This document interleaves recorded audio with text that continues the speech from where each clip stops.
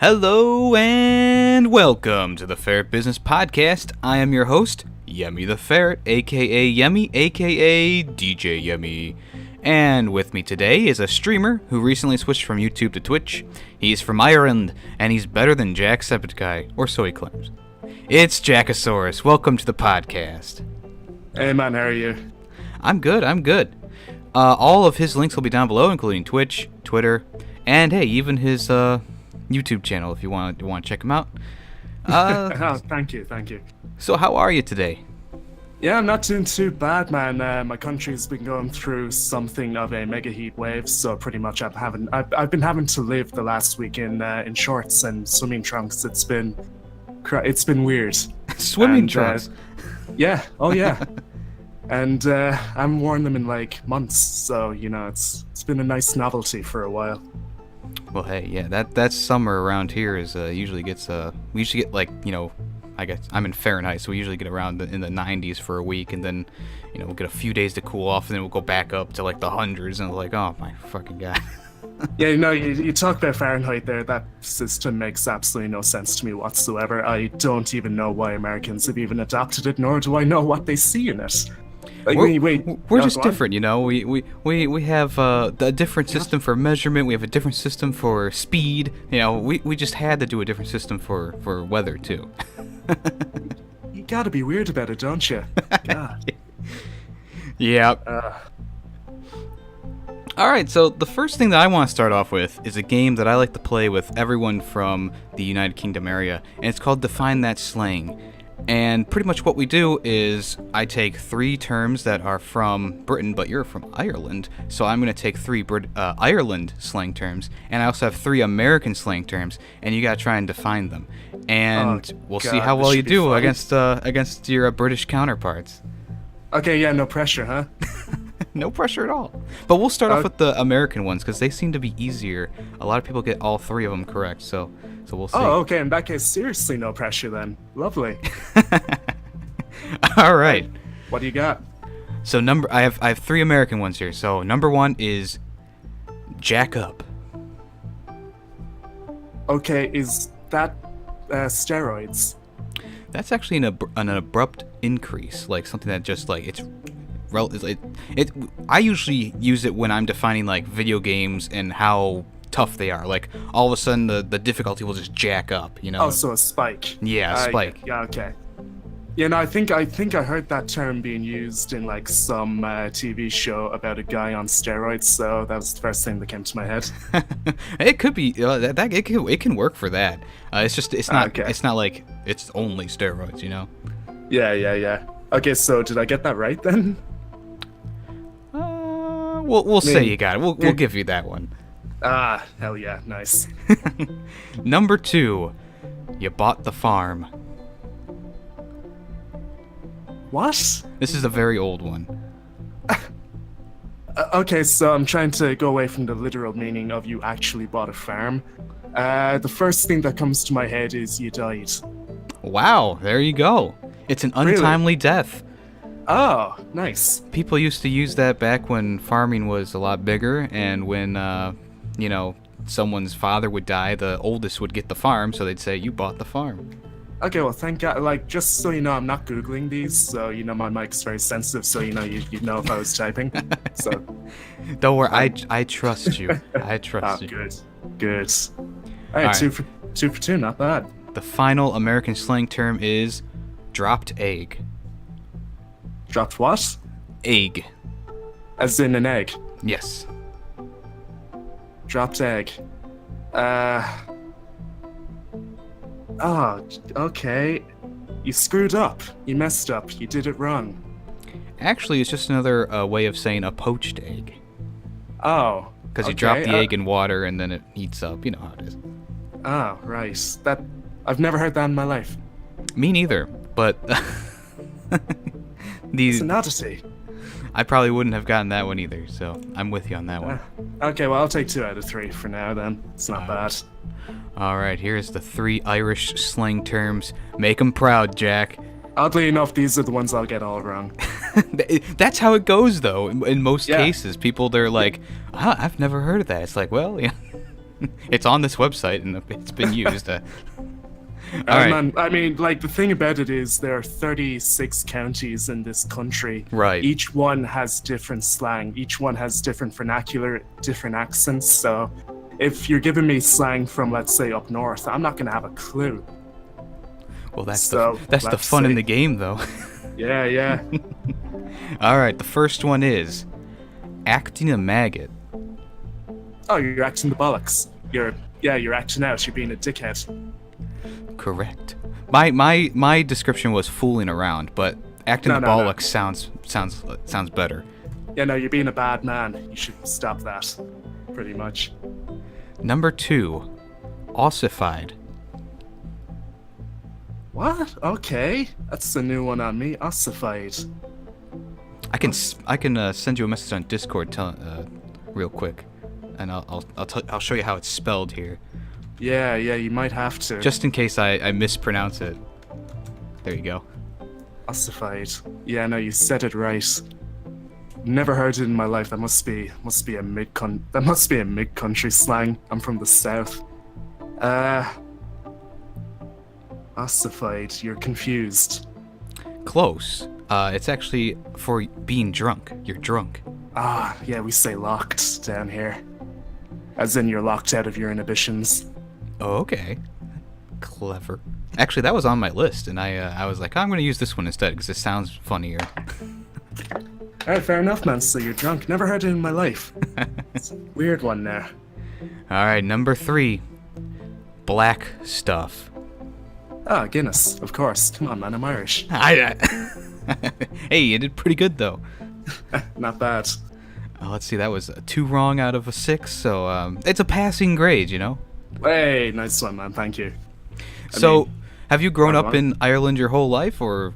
Oh yeah, pretty much. Yeah, I'm born and bred. The place I'm living in now, though, was not where I was born. I moved out of home when I was 18. You know, the parents were they were very strict about it. You know, I turn 18, get the fuck out, leave, Ooh, go make your own way in life. So that's what I did. I moved about 150 miles away to go to university, got my papers, and I'm now living down here on probably the most comfortable rent pay of all time. Wow. Like, I lucked out hard, given that I know the guy, so it's pretty cool, man. I've been living down here about 5 years. Dang. So what? So you knew people in the area before moving, or did you just go blindly? Well, no, like I didn't know I didn't know the person going down, but my family knew him. So he was a family friend. My grandfather did work for his father for about 20 odd years. So yeah, he he gave me a couple of concessions on rent. I only pay about $200 a month, whereas my friends would be paying 3 times that, living in a crappy apartment building, whereas I'm living in a proper house. So Nice. it's not too bad. So are you working and going to university, or are you just going to university? I graduated. Oh, you graduated. So I'm done with that. Did my 3 years. So I was a data analyst, and I'm gonna tell you now, to anyone who's listening who knows anything about coding, pretty much PHP, HTML, even though it has nothing to do with data analysis, don't do it. Don't do it. Just for the love of Christ, do not do it. It is a soul-crushing, destroying, wrecking job, and they don't even pay you that well. That's the worst thing about it. I was getting paid maybe €1 above minimum wage, and I would actually rather be, cleaning bedpans in an old folks' home. Oh, wow. Than doing that. So it kind of helps, though, that I learned the language in university, and the lecturer was a complete bastard. She had nobody who loved her, and she took it out on us. So it was a bit of a shit show all around. So I left that, worked in a warehouse, enjoyed that for a bit, and now I'm pretty much in between jobs looking for my next gig. So other than that, it's going well. I think your YouTube channel also said that you were going for games development. Is that still on the table, or? Oh, computing with games development. Yeah, let me tell you about that now. They worded that wrong. The games development part was maybe about 3 hours in a 40-hour week. So they lied about that one. I mean, yeah, you did it, but you did it on a very minor scale. If they were doing it for maybe 30 hours of that week, I'd be absolutely delighted. But really, what turned me off was the actual databasing and software development side of it. I just want to go in there for, basic level design. Because, I make worlds, in my head, I described them on paper, and I wanted to see if I could realize them on a screen, but we never really did that. So, it could be on the table because, I know a good amount of C#, C++, and Java. So it could still definitely be on the table. I still have yet to actually make a functioning game apart from the game I made about 3-4 years ago. Oh, that's pretty cool. Yeah, I can tell you about that if you want. Sure, yeah, go ahead. Okay, so it was a very basic game made in Unity. I think it was a strategy game based upon blocks where you would try and get your block to take over a sedimented territory while the CPU would try to do the same thing. It was completely automated, and really there was no user control at all. So basically it was just an AI game, essentially. But you would pick a color and you would hope that they win. And basically what would happen was the block would move to take a tile, and it would move to take another tile on the next turn while the AI was doing the same thing. The enemy AI was trying to do the same thing. And basically what would happen is if the two blocks on the opposing teams met up, there would be a type of combat. And the combat was based upon the age of the last block put down. So if the block going down was actually younger than the enemy block, then he would actually have a higher chance of winning that combat. If they were the same age, it was 50-50. And if your block was older, you maybe had a 30% chance of winning. So it was pretty much a very rudimentary game, and I lost the files about 2 years ago. Oh, man. Yeah. Well, that's interesting, though. That's real cool that you were able to get at least something, made and working. That's way more than what I can do, that's for sure. Yeah, I mean, it was for a university project. They gave us a month to build the thing, and that was my idea. I mean, it was make whatever the hell you want, and right.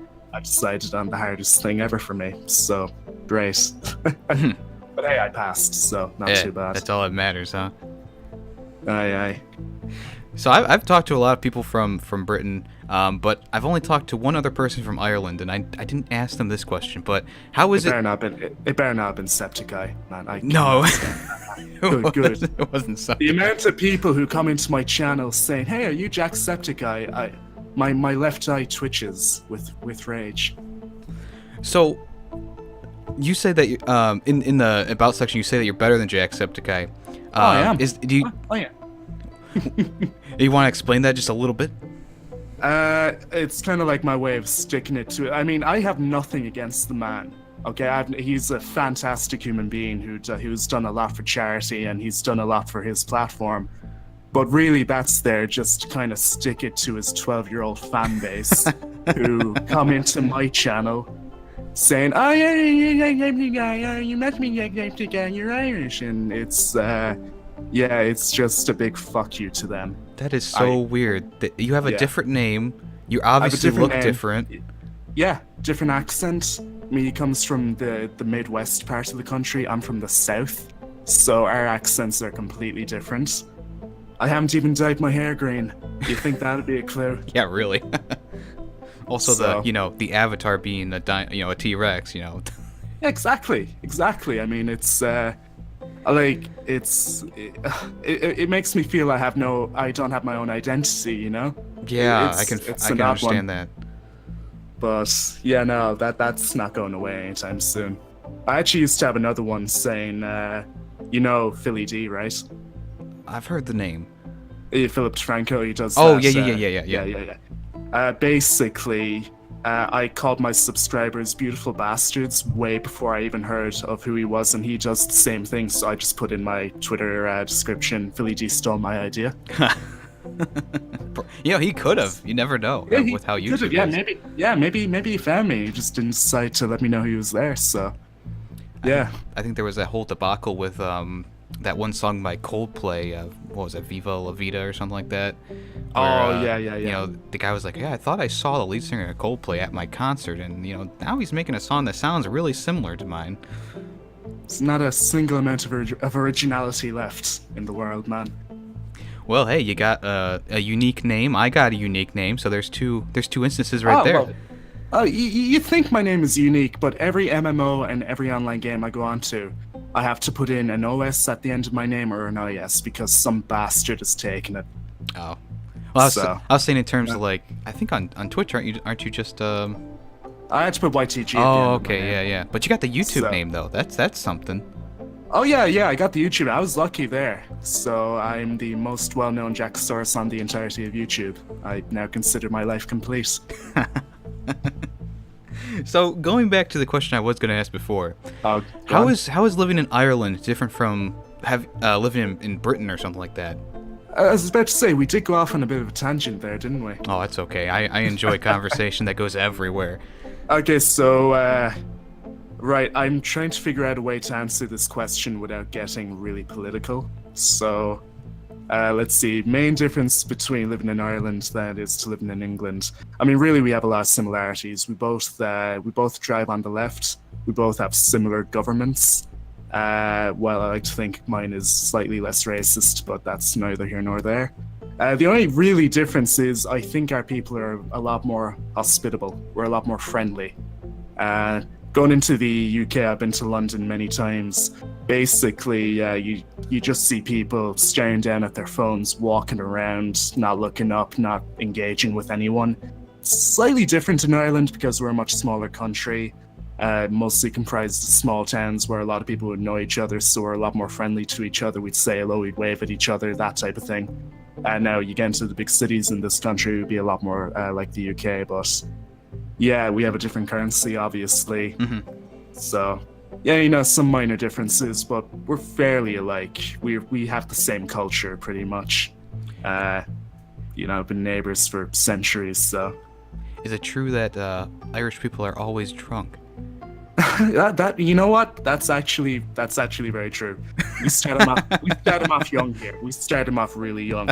You know, in Italy where they give their children a glass of wine at dinner. Mm-hmm.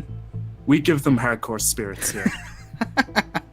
Yeah, no, I'm not joking. We give them the hard stuff here, man. Dang. We build up the tolerance early so that when they're getting completely wasted in a country field at 16, they're going to be able to find their way home. Well, hey, that's awesome. So, yeah, man. So, you see, like, I see in American, pop culture saying the Irish are always drunk. I'm like, yeah, no, that's actually 100% true. I don't even get offended. There's nothing to be offended at. Well, that's good. I'm glad that we finally got one thing right. Exactly. Well done. I mean, our measuring system and our speed system may be fucked, but hey, we hit the nail on the head with the Irish. Man, yeah, I bet your car gets 2 dickities to the gallon as well, doesn't it? What? God. Now just to play off your system, it's a Simpsons reference. Oh, okay. I don't watch Simpsons. I'm more of a Futurama kind of guy. Oh yeah, same here. I mean, I've actually been wanting to rewatch The Simpsons from the beginning, but who the hell has that type of time? They put that on TV. I think every anniversary they have all the Simpsons episodes play at the same time here. Oh my god. They should kill it already, man. It's gone too far. I mean, some voice actors are on the verge of death. Some have died. Yeah. So, you actually you made your own logo, right? Well, I had the idea in my head, but I'm not very artistic, so I paid a guy to do it, and that's what he gave me. So I'm quite happy with it. I just gave him the parameters, and he gave me that. Yeah, so. I love it. I love how it's a blocky texture, and then you can actually buy merch of it too, right? Yeah, I have a hat. That's pretty much it. You can pretty much get it when you're in my channel when I'm streaming. There are commands to direct you to the guy who makes it. So I have a beanie at the moment. I'm wanting to get a cap with a visor as well, just for like the summer months because a beanie can be quite hot on your head. And I've been looking to get like a hoodie with the logo on the left breast. So not too big, but yeah. You gotta start somewhere. I have my t-shirt shop up, and it's just using like a basic website that can ship from Britain to the US, which I was looking for. and they do it pretty quickly. But the quality of shirts, I don't really enjoy like the quality of the shirts that I have right now. So I've been looking around for a different place. But it's cool. Merch is awesome, and when you have definitely. When you have people who actually want to buy it, it's like, oh, hey, I got an extra $6 this month. I've gotten about 6-7 people who have bought the beanies, and the best thing is you can get them in whatever color you want. Oh yeah. Doesn't necessarily have to be black. I mean, I had someone get it in a nice royal blue. It looks really good. All right, so let's get to the meat and bones of this interview. I've been holding off on it. You switched to Twitch recently from YouTube. And about a month back. Yeah, for people who don't know, why that switch? Why go from YouTube to Twitch? Okay, well, I have a pinned tweet on my Twitter that people can also go and check, but I'll also lay it out here as well. Okay, so pretty much the beginning of June, E3 was on. So what I do is, what I've been doing for the past 3 years was I was covering E3 on my own, with my audience who usually watch me, and we're reacting and talking about the conferences and seeing what we liked, seeing what we didn't like. It was, just for a bit of fun. Mm-hmm. So I'm I'm about halfway through day 2 with no problems occurring, and no problems had occurred in the last 2 years I've done it. So, I was thinking everything would be fine.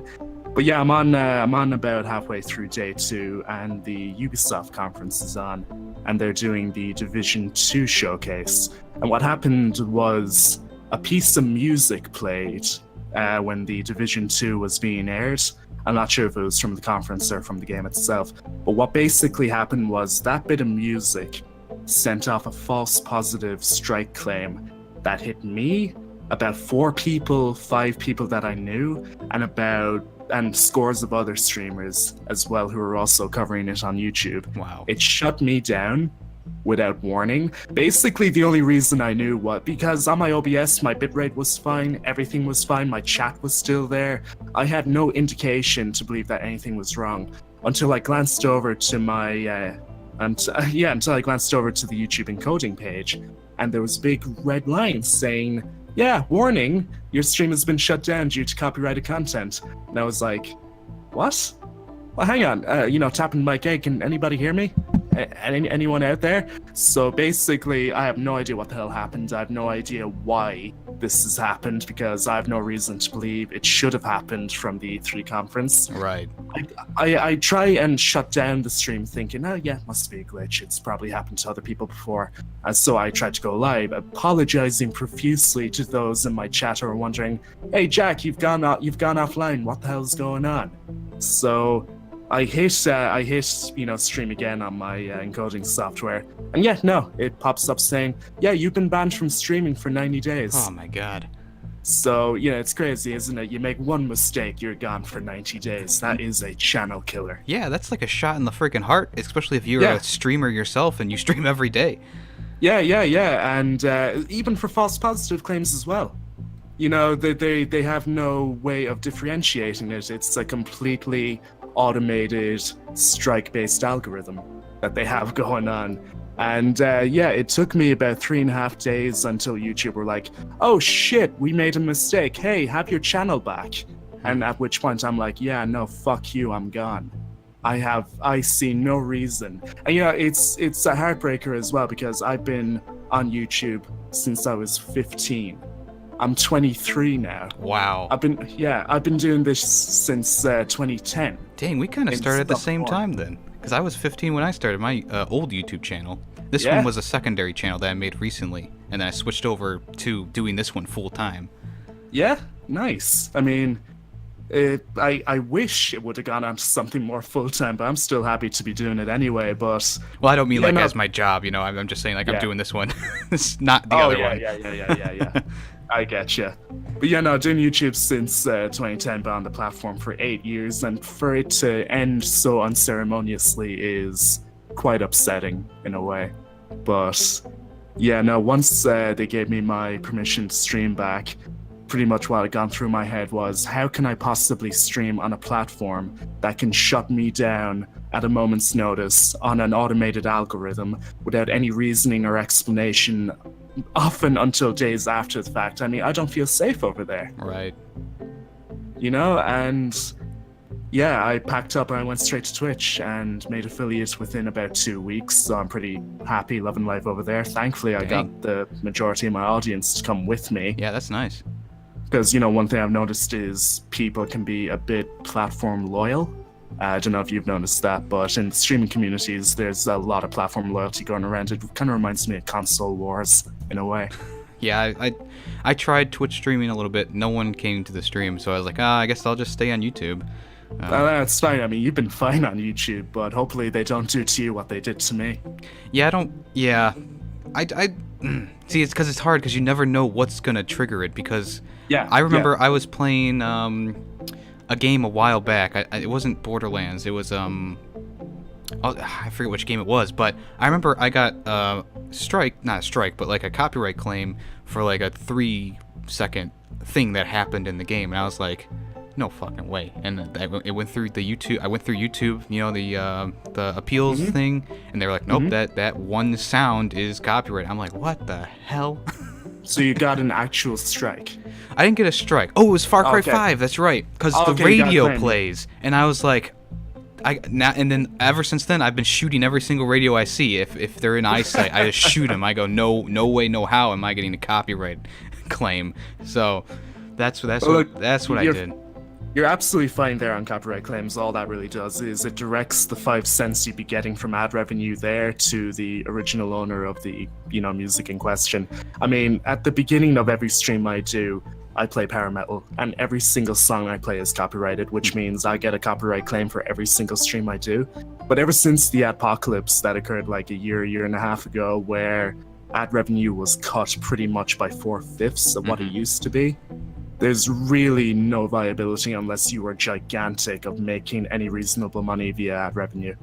Yeah, that's what a lot of people don't notice. I was talking to a guy not too long ago, and he was like, "Oh, once I get ads running, I'm gonna be buying all this stuff." I'm like, dude, I monetized my last channel, and in the 4 months that it was monetized, I made $22. You can maybe buy like a lunch with that. Right, or the Steam Summer Sale comes around, and I can buy 2 games. Yeah. Yeah. Now, maybe before the apocalypse, you may have made maybe 40. Yeah. Maybe. Yeah. But, like the second advertisers started pulling out of YouTube because of the whole, ads being shown on terrorist videos and that fucking stunt that Logan Paul pulled that pretty much screwed it for everybody. The bastard. It's pretty much unviable right now unless you're making maybe... Yeah, okay, if you're pulling in maybe about a couple 100,000 views a month, yeah, you're fine. Yeah. I pull in maybe about... Well, on YouTube, I pulled in maybe about 10,000 a month. So, a bit of a... For small YouTubers, that's not bad. I'm delighted. I was delighted with that because I wasn't looking at it from a money-making point of view because I didn't monetize anyway. I was completely viewer-funded. Right. So, to be making 10,000 views a month on YouTube, it was great. I loved it. So, would you ever go back to YouTube, or is that like a nope, never? Okay, yeah, I would, but I would need assurances that the systems they have in place have been refined a bit better. Because right now, going back, I fear the exact same thing will happen. And, that would be a second strike. Well, it wouldn't be a second strike counted on the channel because I had the first strike removed, but to have a second strike to my name from something I have no control over, it is something that I don't want to have happen again. Right. So right now, no, thank you. I'm quite happy on Twitch. What was the hardest part of moving over to Twitch, or was it pretty easy? No, it was actually quite difficult. The hardest part was thinking that nobody would come with me and that I would be starting again after 3.5 years of streaming on YouTube. Thankfully, though, the people that watch me understood completely and they moved over with me in a moment's notice. Now, granted, not 100% of them, but a good 80% moved over. Well, that's pretty good. I'm pretty happy with that. Yeah. I'm working on the others, trying to get them to come over. Yeah. I've actually succeeded with 2 of them. So they were staunch YouTube gaming. They probably still are, but just to get them to break that mold and to experience the site through my channel, I'm pretty happy with overall. So, well, we were talking about E3 for a little bit. Are Yeah. there any games that you're excited to stream in the future? Oh man, Spider-Man. Yeah. I am so hyped about Spider-Man.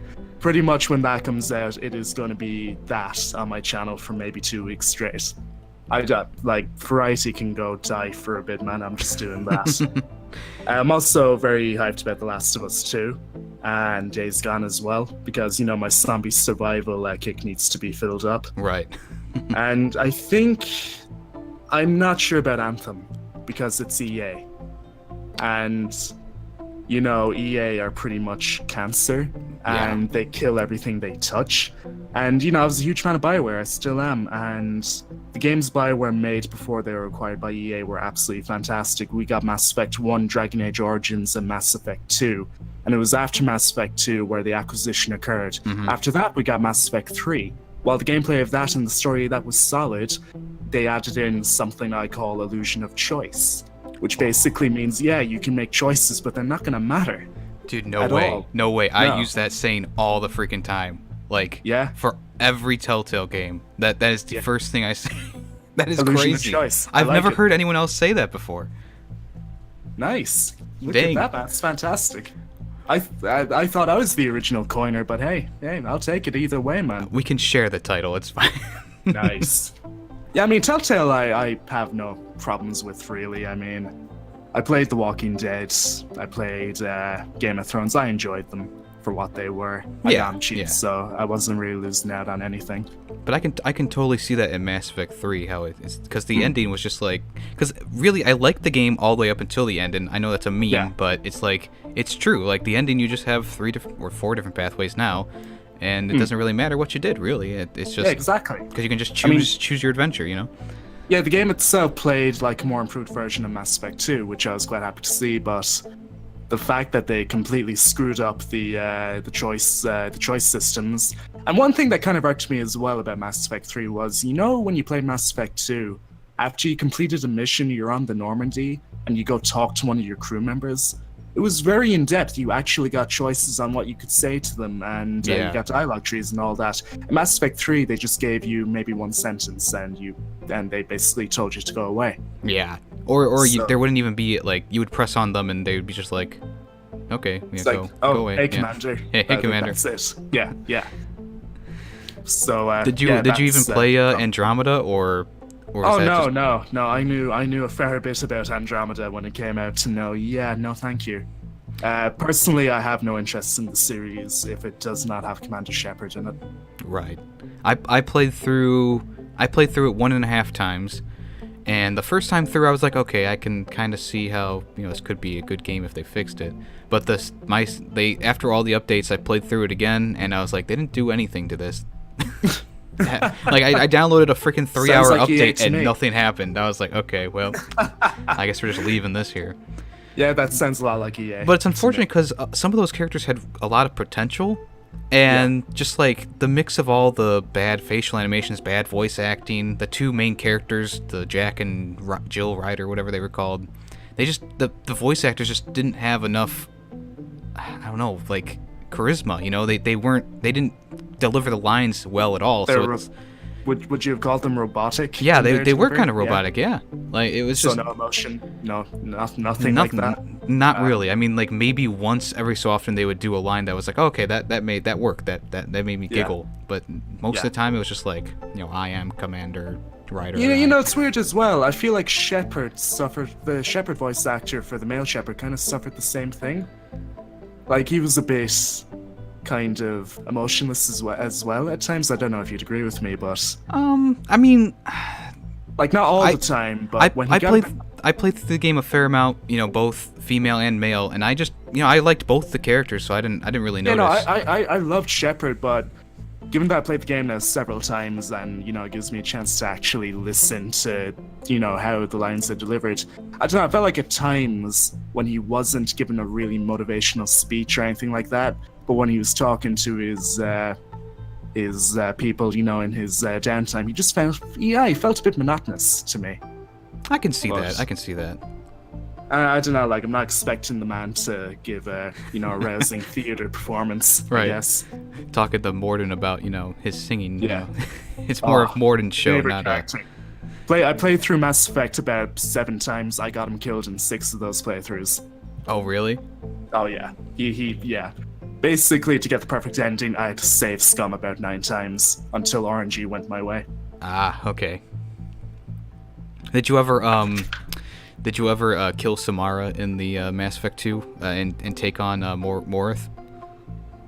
Did I ever kill Samara? I don't actually think I did. Because if you she's the chick in the red. Yeah, spandex, right? And you did the loyalty mission where you could you had to go kill her daughter, and if you have a high enough renegade at that point, you can actually switch out Samara for Morinth and have her play the rest of Mass Effect 2. It's Morinth, not Samara. She's pretending to be Samara. I never really did full Paragon and Renegade runs.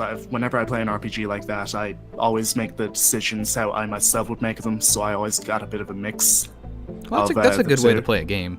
I played through that game at least 20 times now, and I usually go full Paragon, but I did a few Renegade playthroughs, and I was like, I don't feel good about myself. Like, Renegade's very fun. It is fun. The best thing about Renegade is just punching the shit out of that reporter. Yeah. Yeah. Oh, man. But yeah, no, I did do the loyalty mission for the Astari Samara, but yeah, that disease that the Astari has, that scares the shit out of me. That is a little frightening. Yeah, a bit. Kind of makes me wonder, when we eventually become spacefaring, will we have to deal with shit like that? Never know. Born in the wrong time, man. After the age of exploration on this planet and before the age of space exploration, it's a hell of a shame. Yeah, definitely. I love the sci-fi games, and I like playing the spooky ones too. Like there's this mission to Mars, or no, it's called Adrift, and you kind of like drifting around in space, and it's like, that's cool. It's showing you what it could be, but also the space station is blown up, and I'm trying to survive. But hey, it's pretty cool. Yeah. Speaking of horror sci-fi, have you played Alien Isolation? Oh yeah, I actually played through the first part on a live stream not too long ago. Oh, not too long. What was it your first time playing it? It's my third time playing through it. Cool. Tell me, did you do it on Nightmare mode? No. Have you ever played the game on Nightmare mode? I want to, but I've been. You should. I want to go through it on normal one more time. Okay, well, look, second time playing it on the YouTube channel, I did the full game on Nightmare mode on stream. It is quite possibly the best AI I have ever seen. Dang. For an enemy. That alien is relentless. Yeah. Okay, so the way playing on normal, the alien may learn your habits after about 3 times, maybe if you hiding in a locker or the same place generally. Yeah. Yeah, no, the alien picks up on that on Nightmare after maybe about 1 time. Oh, jeez. You hide in that locker once, he will check. He will check every single time. It'll force you to go under a table, into a cupboard. He is gonna know where you are pretty much all the time. And the tracker? Mm-hmm. Doesn't fucking work. Oh, jeez. Half the time it is broken. Oh, no, it does work, but it maybe works about 25% of the time, maybe less. That's pretty much the screen. That's intense. It has a crack on the screen, and it's fuzzy. Oh, man. And what's the best part is you have no map. Mm-hmm. Yeah, you have no map at all, so you gotta memorize. Oh my god. Tell you what, man, doing that on stream was some of the most fun I ever had. That's crazy. I'll definitely have to check out that Nightmare mode. That is... Without a doubt, man, it is fantastic. Jeez. Oh, man. I'm feeling nervous already thinking about it. If you stream, man, I will definitely pop in. So, what are your favorite games to stream? Do you have any right now that, Okay, well, right now, I'm a variety channel, so I'll play whatever takes my interest. And to be honest, that's another reason why I wanted to leave YouTube. We're gonna take a hell of a tangent here. That's okay. Yeah, you know the way YouTube has a search algorithm that I have no idea how it works. I'm fairly sure nobody, if you're not an employee of YouTube, you probably have no idea how it works. But pretty much it favors a channel playing the same game over and over again. It sticks that channel into a category. And if you're getting a fair amount of viewers, let's say you're playing Fortnite and you have maybe 500 people watching, if a prospective viewer searches on the search bar Fortnite stream, it will give you the person with the larger number of viewers because the YouTube algorithm will consider that channel a safe bet to place that viewer in. Mm-hmm. That viewer will then see ads from that stream, and that ad will then make the streamer and YouTube money. So, yeah, not playing any type of popular game right now on YouTube, you're probably not going to do well. So, and even variety, you're probably not going to do well. Like, there's a monopoly already formed. But anyway, going back to the original question, which is what games do I enjoy playing? Pretty much RPGs, because I'm a sucker for a good story, and I feel like my audiences as well. We can just go in, like I'm playing The Witcher 3 right now for the second time on Twitch. I'm doing God of War. I'm doing Horizon. Like, I've fallen into a trap where I'm doing too many games at once. I'm doing Horizon Zero Dawn as well. I'm doing Bloodborne. Nice. I did Bloodborne I think I did Bloodborne 2 days ago. I love I'm Bloodborne. doing... It's fantastic so far. One thing about the bosses is, though, they just scream at you. It's so terrifying. I've been through the game. I'm going to start my 8th playthrough soon, and it gets better and better every time I play it. I don't know how. I'm on my first playthrough, so... Yeah, I'm also doing Jackasaurus 1 Remastered. Oh, nice. I've been in that game a few times. Jesus, what else am I doing? I'm playing a game called Domina, which is big. I'm trying to get a couple of Twitch interaction games in there as well to make the chat feel included. I'm doing a game called Domina, which is basically a gladiatorial ludus management simulator, where you play as the proprietor of that ludus and you train up your gladiators. You make sure they have good stats, you make sure they have good gear, you send them in and you hope they come home. Oh, that sounds kind of cool. Yeah, it's pretty cool. It's done in like a really good 8-bit style, and the difficulty is pretty hard, but the real highlight of that game is its soundtrack. Think of dance techno Roman. And that's the soundtrack. Yeah. I'll have to check that out. If Rome had like nightclubs, that soundtrack would be playing in every single one. I think they did have nightclubs, if I'm not mistaken, from my history. It's not like a but it was like people got together, they just bathed together or something like that at night, Yeah. So, final question for today. What do you think is the biggest mistake that most people make when they start streaming on Twitch or YouTube or Mixer? I'm going to make a lot of money from this. They think of the money first and how they're going to do it later? Like, they think of the money first and how they're going to do it later? Yeah. They go in thinking this is going to be a job. It's not. It is absolutely not. On Twitch, you have 3 million unique accounts. You're competing with 3 million people for an audience of maybe a few million more. Okay? Mm-hmm. That is the hardest job you could ever hope to go into. You'd be better off becoming a surgeon. There's less competition. Same with YouTube. You have several million unique accounts all trying to do the one thing. You need to differentiate. You need to differentiate yourself from millions of people in order to bring in those viewers, enough viewers to actually make a decent wage. I've been doing this 8 years. I'm nowhere near making a living off of it. I'm never going to make a living off of it, but that's all right because I pretty much made peace with that maybe 6 months into it. Mm-hmm. I made my peace with that, no problem. The one thing you should always maintain when you're making video game content or really any type of content for YouTube or Twitch is whether or not you are having fun. If you're having fun, that all your problems are fine. You have no problems, you're having fun. You're making sure that your audience is having fun and overall, a good time is being had. If you're worrying about your numbers, worrying about your numbers is just going to get you depressed. Right. Because you're going to see, oh, hey, that guy over there, he's playing similar games to me. He is, kind of the same size as me, but he has twice as many people watching. You see, if you focus on that, that's just going to bring you down. And it's not going to want to make you do it at all. You gotta worry about whether or not you're having fun. And I feel personally, a lot of young people go into it thinking easy money.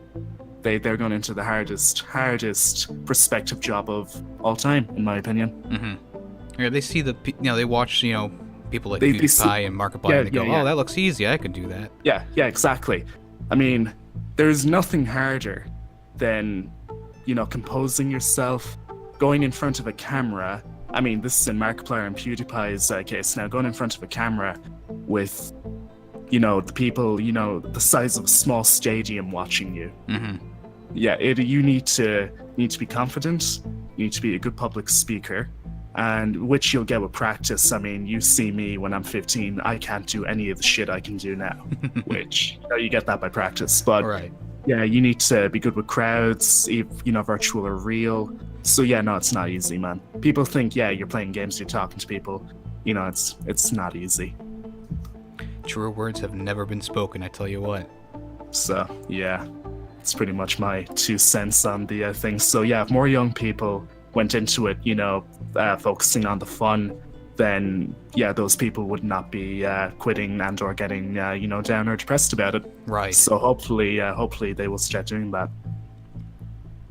All right, well, that is all the time I have today with Jackasaurus, live streamer on Twitch, and maybe on YouTube in the future again. Who knows? Yeah, maybe.